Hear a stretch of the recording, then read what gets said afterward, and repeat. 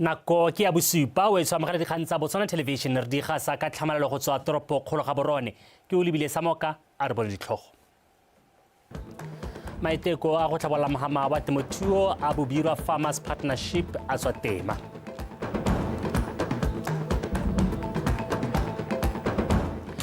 Ba ka boditsha kwa Kgalagadi ba rotloetsa beng ba ditsha tsa dikgwebo go diragatsa ditsamaiso le melawana ya ditumalano ya ditsha.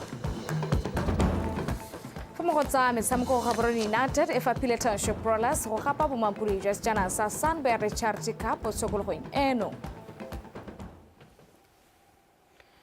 Lentselo e le la gago Segonkwe bo tla re neela tsa metshameko ga re ntse re tsweletse tshepiso sekolo o ranela ka puo ya diatla o tshonkamogela a bo di amogele mo pegong ya ntlha maiteko a go tlhabolola mogama wa temothuo a eteletsweng pele ke barui ba Bobirwa Farmers Partnership a supagala a tswa tema maikemisetso a go diragatsa se ba se buang le tswelelo pele a senogile ka leruo la boleng jo bo tlhabolotsweng go dirisa mekgwa e mešwa ya temothuo le go tsaya karolo mo ditshupong tsa bobedi tse di tshwarang ngwaga le ngwaga kwa bobonong a re utlwe Karabo Molusi.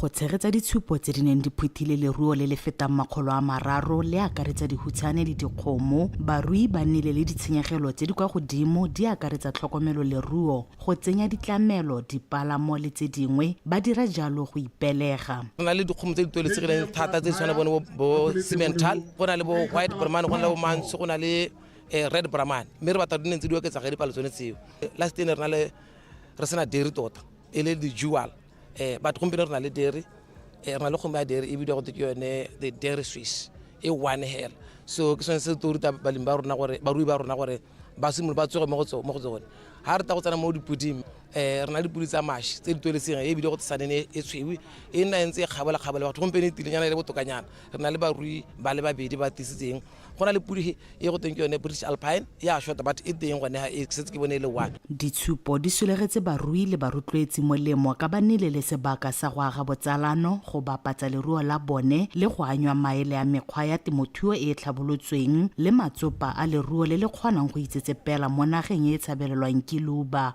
jaaka ya Bobirwa Dirkrusте Gia Brahman and Indo-Brazilian ele go leka go dira kgomo e nonogileng ka gore Gia Brahman ke kgomo ya mašwi go tswa ko India le Indo-Brazilian le yone ke kgomo ya nama go tswa ko India ya no re tsere kgomo tse pedi tse re di kopantse mme ka jalo re rotloetsa batswana gore ba re thole ba to go bona kgomo e ya ka e diriwa ngwa bangwe ba ka tsaya gore re dira kgomo e re le mo polaseng re dira hela re mo nageng hela ya Setswana ye go ruelang mo go yone ba ka kgona go reka dipoo kana go reka maroba ko go rona ga re ntse re tsweletse re dira ele de France ke nku e itereng ka boboa bulu le mainly le nama nku e sala ke simula go ibrida ka 2021 ke ntse ke ta ke ibrida la nthane ke ibridela ko morakeng but then be ke hudugane ke bokena ke direla ko famo now ke direla zero grazing go kopanela tiro e ga barui ba kgaolo ya Bobirwa e ba lopile madi a tshwarang lekgolo le sephatlo sa dipula go ba tiisitse e le setšhaba gore se tshwarwa ke ntšapedi ga se thata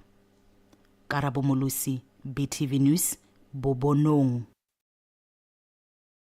Modulasetulo wa lekgotla la kaboditsha la Kgalagadi mme Diana Basutli o rotloeditse beng ba ditsha tsa dikgwebo go sala morago ditsamaiso le melawana ya tumalano ya tiriso ya ditsha o tlhalositse fa tumalano ya phiriso ya setsha e le kgonagalo e ka fa molao e ka ga molaong e tlamang ba ba dumalaneng go e sala morago o bile se ka la bone kwa go kuntsi mo phuthegong ya lekgotla la kaboditsha le beng ba ditsha tsa dikgwebo no modungwa wa pega mme Diana Basutli o gateletse dintlha dingwe tse a ka ileng fa di le botlhokwa go sala morago mo tumalanong ya phiriso ya lefatshe tse di akaretsang tiriso ya lefatshe madi a dituelo ga mmogo le lobaka le le dumalaneng la phiriso go kolotwa madi a seng kana ka sepe a e ne le gore ke one ka ngwa dirisiwa go tlhabolola lehatshe go reka dilo ditsompelo tse e leng gore tshwanetse di ka bo di dirisiwa go direla bone ba kopi tiro motlhogo dikoloi tse ne di ka rekwa gone gore re ba fitlhelele ko ba leng teng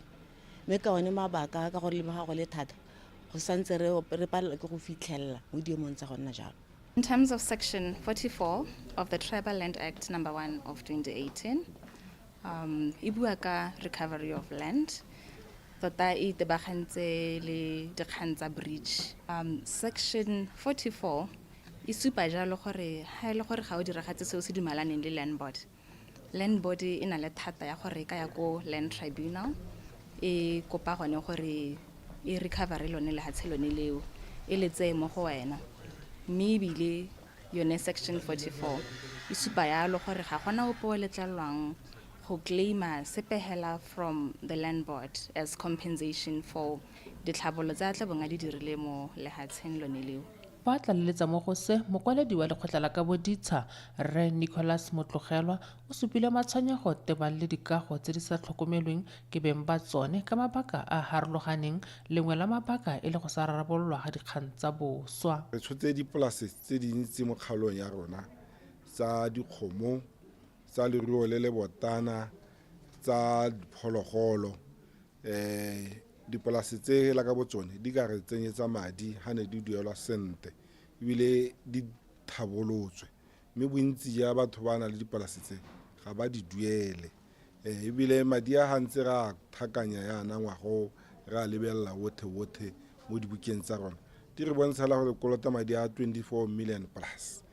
Go ne gape ga tlhalosiwa gore fa melala ya dikoloto e ne ka duelwa ka nako go ne go ka hegosa ditlhabololo.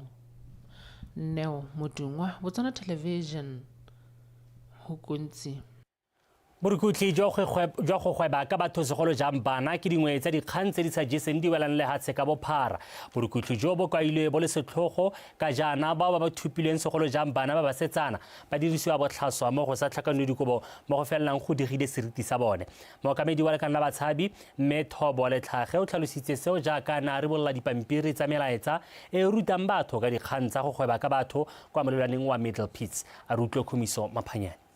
Lekalana la sepodisi la Interpol le salang le thomiwa ka ngwaga wa 1980 le le itabagantse le twantsho borukuthi jwa mahatshe go akaretsa dikgang tsa go thupiwa ga batho go kailwe ha le itamile go lwantsha dikgang tseo ka jana ba itemogela kgolo mo borukuthing jo. Go tlhalosiwa ga borukuthi jwa go gweba ka batho bo tshwanetse jwa emelwa ka dinao ka jana digongwana tseo tse di gwebang ka batho di ba dirisa ditiro tsa bokgoba ga mmogo le go gwebisa bana ba basetsana mebele ya bone.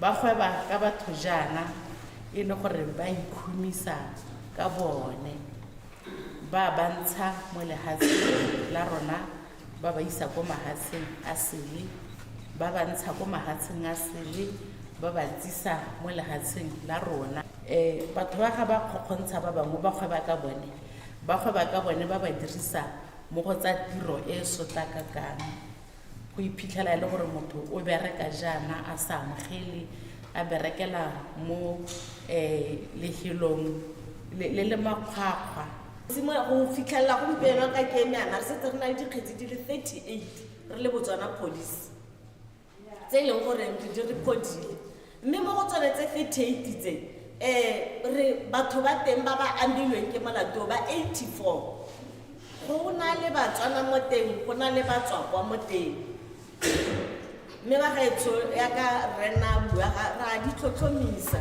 re rutetswe botegeniki ba go di tlhotlhomisa yaanong mo dikgetsing tsone tse 84 tse batho ba 84 dikgetsi di 38 go setse go sekile di 12 ko makgotlatshekelo batho ba a tlhotswe. Makala a mangwe ka go harologana a itebagantseng le ditshwanelo tsa batho ga mmogo le ba ba tsamaisang diseko mo makgoteng a diseko ba itamile go dira gotlhe mo ba ka go kgonang go bona gore batswasetlhabelo ba sedulwa maikutlo mme ba dirwa melato le bone ba lebisiwa melato ya bone.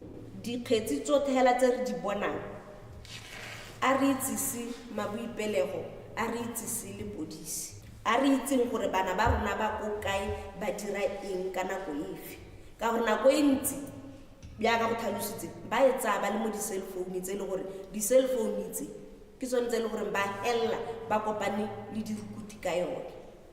Kgwebo e ya kana ke kgwebo le ha ke te go rona ke gore go bitso go tele go kolela kgwebo le mme ke kgwebo mo go ba ba dirang dilotsi tsone dipatlisiso tsa United Nations di supile gore it's $1 billion industry gore madi a boitshagang ka di-dollar kgwebo ya human trafficking ke ya bobedi mo lehatsheng ka bokete ja go dira madi le busula e sala morago hela ya ditagi. lehatshe leno ka ofisi ya sepodisi ya Interpol ba ka ya ga dikgang tse di gapelega bone ba di potlakela go netefatsa ga ba dira melato eo ba tholwa. Kumiso Maphanyane, Botswana Television, Middlesex. Re se thomo le latisitso yo tlhokafetseng kgwedi eno le malatsi a le mabedi a dingwaga di le 47 o tlhotsa bolokilwe kwa motseng wa Letlhakane.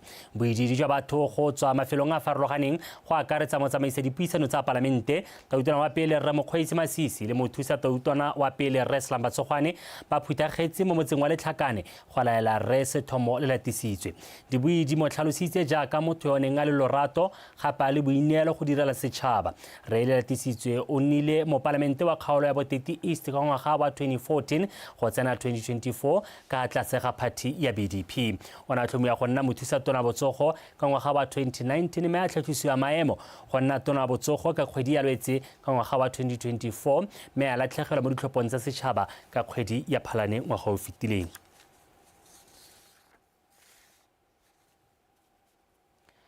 Badiri mo lephateng la Pereko le selegae kwa kgaolong ya Bokone Bophirima ba lela ka tlhaelo ya bodiredi dikago tse di makgaphila le dituelo tse di saletseng kwa morago fa ba lekodisa tona la Pereko le selegae retired Major General Pius Mokgware jaaka na ba lekotse kwa Maumbosheng ba tlhalositse seemo seo se ba itsa go ntsha maduo mo tirong jaaka go solofetswe. A rutlapego ka Marethaka Isara. Diofisi dingwe tsa lephata leo di akaretsa tsa omang tsa dipasa le diteta tsa boagedi jwa batswakwa ke tse di fitlhelwang mo dikgaolong tsa lephata leo tsa Gumare, Shakawe, Gantsi le Kasane. Mme sebe sa phiri ke gore bodiredi ga bo a lekana mo diofising tseo. Selo se ba se beileng fa pele ga gatona gore se kgoreletsa go isa ditirelo kwa setšhabeng. Ka ha omang ka ha e ke tere shota thata ke tari ya go motsadi wa ka mabaka a gore re na le B scale ba le 4 mo ofising mo tega office bo B1 scale ba le 4 ke be ke nna le bo C ba le babedi mme kana tiro e ntsi ya rona mo ofising ya omang e ikegile thata ka C scale ke bona ba ba dirang commissioning, certifying, revenue collection. Re fo ke ipalla mo teng. I've got 2 officers ba ka kwano le officer a le 1 go district. Me ha ke lebella because na ke tle ka December ha ke lebella ke checka go mara go no go diragalang ke tla le gore go no gona le staff hela sentle gore what happened gore ba tshwantse ba transfer as they got transferred gore na ba tsama ka di position gore as we sit here ha gona vacancies. Dikago tse di sa nnang sente ke dingwe tse badiri ba supileng fa di sa babalesegang go dirisiwa. Bona le challenge ya office condition mo di kgaolong tse dingwe tsa rona jaaka thata ko bua ka go Gumare office ya rona e oletse bo mamatlane ba go ga bana sentle mme re appreciate gore ke dila re go mo be re heletsa re tsebe bua di ekone mo office tsa rona. Re na ka bothatanyana le issue ya di old miners. Una le influx ya di old miners ba bata for registration ra ba registera re tsa di particulars tsa bone but ga gona clarity ya gore old miners ba South Africa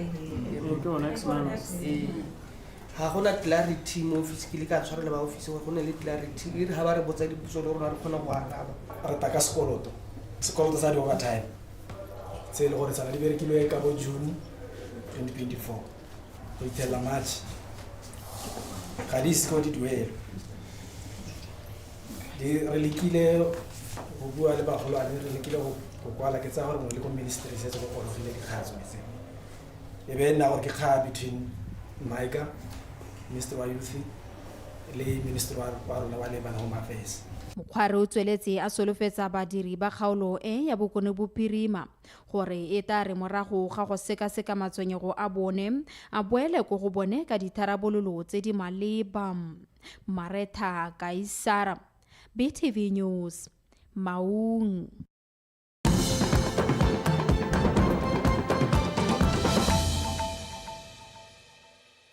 wa tsosantso le bile dikgang tsa Botswana Television re gatela pele tona le phata la dipalamo le dikago Reno wa Salakae a re ka go lefelo la leokwane la tshele le tsile go solagela banni ba Rasesa le metse mabapi mosola ka go ba tlhamela ditiro.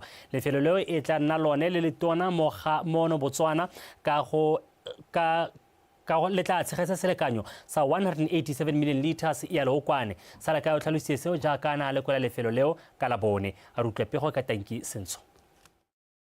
Tona Salaka ya re o bone go le botlhokwa go etela lefelo leo go tlhomamisa gore tsotlhe di apere tshiama ka ile na ro le boikarabelo jwa go netefatsa gore leokwane le gore ga malefatshe leno le gore le bolokega sentle. Ke nngwe ya mahelo a mane mo lehatsheng la Botswana le gore goromente o ikaela gore e nne one the storage facilities Francistown Gaborone as you know gantsi leno mo teng ke buela go godimo gantsi Gaborone Tshele and Francistown. Next week I'll be meeting my counterpart from Namibia kanye kgolo le gone go ta go bona gore seporo se re stisa lenkwana so ne re ska ke ratisa seporo kwano re sa itse gore melone le helo le teng. Di plane ke gore ha go agiwa seporo se se tswang go Namibia se ta mo Botswana sete se joine this branch line go no ho sa bo gorela gore le ha go batwa gore di goods di ka tswa go Namibia di ta mo Botswana kana di ka tsa wela go mo seporong sene seo sa bo di ka wela go the main line sa bo di ka ya go ile gore di a teng. So mo bogampieko re santse re emetse gape the feasibility study e dirwang ya Transkalahari gore tota seporo se se go ela ha kae mo in that branch line e leng gore rena nayo gampieko. Mogolane wa tiro e wa tlhalosa fa tiego e bakilwe ke letlhoko la madi mme le fa go ntse jalo ba kgonne go dira thulaganyo ya go kokoanya madi a tlhokegang. Lianong re le ka yengwe ya gore re dire levy e leng gore gongwe re ka motho ka ya ka madi a go berena re mo duela ka levy a teng 3 times so santse re se ka se ke ene but levy le se simotse go establish re simotse go kgobokanya last year ka around October madi a teng tsa bona tsa makobo 200 something million. Lefelo le la selekanyo sa 268 hectares go solofetse gore fa le agiwa le thape batho ba ka tshwara 500 go ya kwa go 800 mme morago le thape ba ka tshwara 100 go ya kwa go 150 fa le setse le mo tirisong. Tanki Sentsho, BTV News, Dithaba tsa Tshele.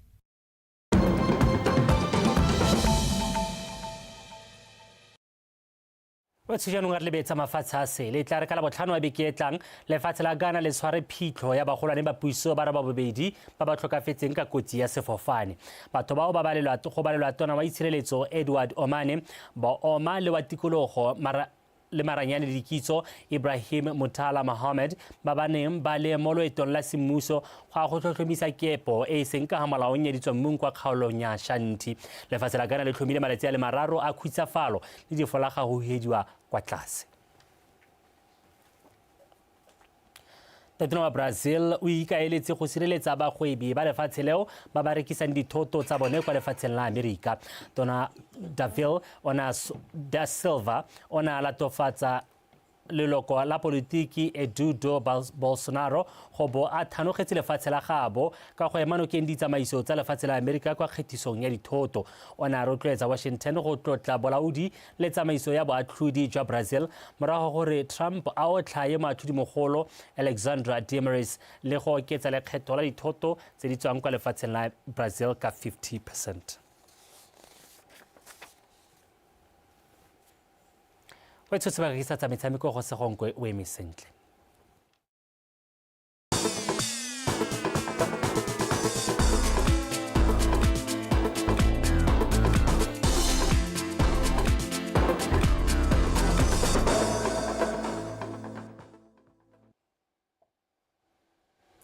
tle go leboge o lebile mme ke re madume we sotlhe yo fano ke go segonkwe yo ke tlame ke gonela dikgang tsa metshameko e le sa Botswana Tonight mme ke gore letlhe a re tsena mo go tsena ka tlhamanalo. Dino tsa ga Umphile Ramoagi le Mpho Khaswane di tlhomamisitse fa setlhopha sa Gaborone United sefapha sa Township Brawlers go gapa bomampuri jwa sejana sa Sunbird Charity Cup o sekologong eno kwa lebaleng la Gaborone United. Khona go ka bua ka bonakonyana ka boka tsone ga ba sena ba latlhegelwa ke kgwele ga go Ivan Kamberika le sone se onside Ramoagi piece. That's a beauty. It's a pity bana bala bararo. Good vision. Boka sala mo gasna tsotsi. Khaswane bona Mpho Raza Tsotsi Khaswane ha mo he sebaka se tshwana le se o ka go direla a go se gontle o bona jalo the rest na bone ya bobedi. Important match for us, opening game for the season. Everyone wants to start with positive result, so it's good, but this is just part of our preparation. The league will start next week, so we are happy that it was possible for us to give our guys playing time, even some of them just for a few minutes. But you know, it's difficult to use 20 players. Little bit end of the match, we destroyed our game, but it's normal. We need to give a little bit more experience and confidence to all these small players, small guys. Okay, first half we play very bad. We are not follow instruction what we conform on the meeting and play so softly. And first half Gaborone is definitely better team than us and score goal, so realized 2 chances after our 2 mistakes. But okay, how I say, this is test for us to see where we are now. And second half we are play much better, we are control the game, but problem is realization about we have this problem. But okay, if we must to lose, it's better to lose today than league is starting. Fa re tswelela setlhopha sa bomme sa Lady Lions se tlhatlogetse kwa maemong a botlhano mo lokong ya liki ya Botswana Basketball Association morago ga go padimela sa bomme sa Yobe Relax ka dintlha tse di le 32 kgatlhanong go tse di le 10 le bofera bongwe maapane kwa mabaleng a Baisago University mo Nagaborone sepo ke himole ka dintlha. Ditlhopha tse pedi di simolotse motshameko o di lekalekana ka matšhetla fela ya re kotara ntlha e tsweletse UB Relax ya supa maitemogelo a kwa godimo ka jalo ba fetsa kotara eo ba eteletse pele ka dintlha tse 5 go ile nngwe. Magarejana a Lady Lions ba tla ba itharabogetse mo kotareng ya bobedi ba leka go boela mo motshamekong le fa go ntse jalo bomme ba kwa mmadikolo ba seka ba ipona tsapa ba berekela mo diphosong tsa Lions go busa ketapele a bone ka ntlha e le nngwe ba ya go boitapolosong ba eteletse pele ka dintlha tse di le 12 go tse 6. Ditlhopha tse pedi tsa tla di tsholetse lebelo la motshameko mo kotareng ya boraro Bastard ba Lions ba lwa ka go tle go fokotsa ketapele eo ya Relax ba tswelela ka go ingapangapela go phamala kotara eo ka 16-14.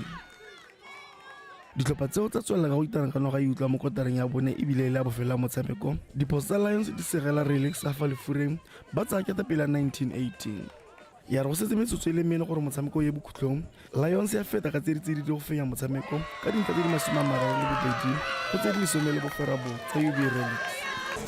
We started off very slow. Our shots were not falling, but we changed our game plan. Re simolotse motshameko re le kwa tlase re sa kgone go nosa re ne ra fetola tshameko ya rona ka re ne re batla phenyo maduo a rona a ne a bonala sentle mo karolong ya bobedi ke itumeletse tshameko ya rona. Confidence was there and the game was overall success. We started off the game very well, taking into account that we have a very young squad and re simolotse motshameko sentle re lebile gore setlhopha sa rona se na le batshameki ba ba botlana jaaka re le mo letsholong la go aga setlhopha se se popota go tsaya ditshwetso tse di maleba mo metshamekong e ntseng jaana go botlhokwa jaaka Lions e dirile seo go fenya motshameko. A little bit disappointing, but I'm happy because there's points to pick up from the improvement we've made. Phenyo eo ya Lady Lions e ne la bobedi ya paka eno morago ga go latlhegelwa ke metshameko e le 5. Tshepo ke himile PTV Sport Gaborone. Fa re tswelela moemedi wa lekoko la World Athletics le ne le tlile mono gae go tla go lekola seemo sa mabala ga mogo le maroko a batshameki go dirisiwa ka nako ya dikgaisano tsa World Athletics Relays tse di tla tshegediwang mono gae mo ngwageng o tlang. Piers Olakan o galaleditse komiti ya mono gae e rulaganyetsang kgaisano eo a re e dira tiro e ntle ya go baakanyetsa kgaisano eo. Paco Strek o se tshwaditse pego. O'Callaghan a rona le tshepo e ntsi mo komiting eo e rulagantsweng ke moeteledipele wa World Relays Botswana Moses Bantsi go ka baakanyetsa kgaisano eo. O tsweletse a re o dumela fa ba tla fitlhelela tseo tse ba di beilweng pele ka nako. Yeah, well, thank you very much. First of all, myself and my colleagues from World Athletics have just enjoyed a highly successful 4-day visit, kick-off meeting with the local organising committee here in Gaborone. We were met with a really high-quality local organising committee. So under the leadership of Moses Bantsi, he's put together a really strong group of people. Re sa tswa go wetsa loeto la rona la go tlhatlhoba ditsompelo tse di tla dirisiwang ka nako ya kgaisano mme re itumeletse tse re di bone mo nakong ya gompieno le ntse go na le tse di tlhokang go potlakelwa ke na le tshepo mo go bao ba ba rulaganyetsang kgaisano e. The media and for the fans who'll come here to Gaborone next May, and then we had a number of meetings with our various counterparts. So in conclusion, it's been an extremely positive few days, and we've no doubt that the local organising committee here in Gaborone are ready to put on what quite possibly will be the best World Relays ever. E re le ntse go tsameng fano tsotlhe di tsamaya ka thelelo. O'Callaghan a re go santse go na le namane e tona ya tiro e tshwanetseng go dirwa. In terms of what needs to be improved, I mean, the track at the National Stadium needs to be relayed. And that's the biggest, most urgent thing for us. That's our competition venue. The track at the University of Botswana needs to be... Fa re tla mo go tse di tshwanetseng go dirwa, sa ntlha ke gore mabala otlhe a tlhokana le go alwa sešwa. Ke yone tiro e tona fela thata. Mme ke solofela fa ba tla potlakela seemo seo. Re tshwanetse gape ra gakologelwa gore kgaisano e tla bo e le lekgetho la ntlha e tla mo Aforika. Ka jalo ke dumela fa e tla atlega fela thata. The best event possible for Botswana, especially in 2026. It's such an important year. It's the 60th anniversary of independence. O'Callaghan o tsweletse a go etla Batswana segolo jang banana go ka inaakanya le kgaisano eo ka ditsela tse di farologaneng di tshwana le tiro tsa boithaopo ka nako ya kgaisano eo ka go ka ba ungwela mo isagong. To appoint 60 technical officials and 100 sports volunteers actually just to manage the competition in the stadium, in the warm-up track and in the hotels. So they got to select people. So I'd encourage... Re ya go tlhokana le dipalo tse di kwa godimo tsa batho ba ba tla bong ba thusa ka tsatsi la kgaisano gore e tsamaye ka thelelo.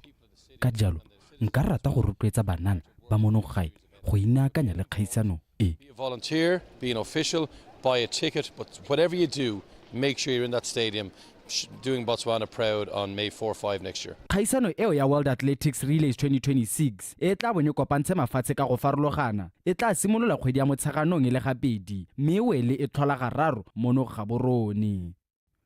Pako Sterek, PTV Sport, Setseretsekgama International Airport.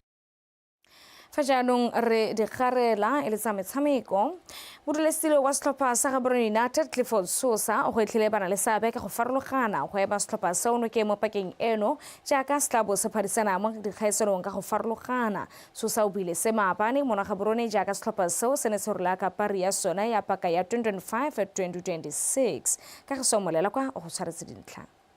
Sosa a re ke monokeng ya bana le seabe ba akaretsa boeteledipele ga mmogo le baratedi e botlhokwa mo go netefatseng fa setlhopha se dira bontle mo dikgaisanong ka go farologana.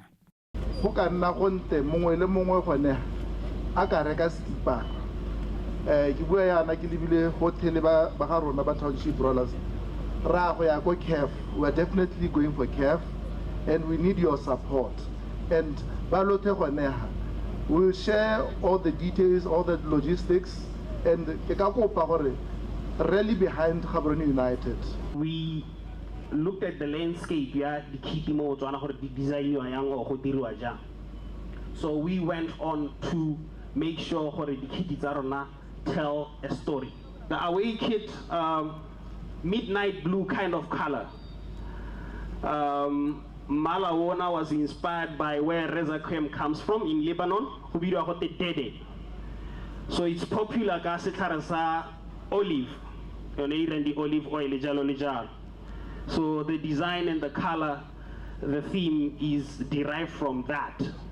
Basiletsi ba league ya FNB Premiership Gaborone United ba tla apharisa mo dikgaisano tsa CAF Champions League fa mo go bomme mo ya go lele e tla apharisa mo ya Khosafa e leng ya go ipatala phata go e kgolwane ya Champions League ya bomme ga mmogo le dikitsa mono gae fela dithopa ka bobedi di tla be di kgabile ka kapari e ya karetsang kapari ya mo gae kana home kit kapari ya fa itile away kit ga mmogo le kapari ya boraro ya makata imeche kana alternative kit mo godimo ga mo go na kapari ya bomme le ya bana. Kagiso Molele kwa PTV Sport Gaborone. Ele kagiso Molele kwa a wetsa re kgantsa motshameko tsa nako eno wetso a re bora kopana kgantijana kana kwa bo fera bongwe ja ke tla be ke ba go dinela gape ka puo ya Seesimane wetso sala sentle me ke sona sebaka a re bore go kula ditlhogo gape. Maiteko a go tlhabala mahama wa temothuo a ba Bobira Farmers Partnership a tswa tema. Ba ka boditsa kwa kganagadi ba rotloetsa beng ba ditsha tsa dikgwebo go diragatsa ditsamaiso le melawana ya ditumelano ya ditsha. mo go tsa metshameko Gaborone United e fapile Township Brawlers go gapa bomampudi just jana sa Sunbet Charity Cup tsokologong eno. wa itsona kwa bosupanere go tshwaretse hela di lekalo ba tepolwa pe ba latela ka seemo sa bosa.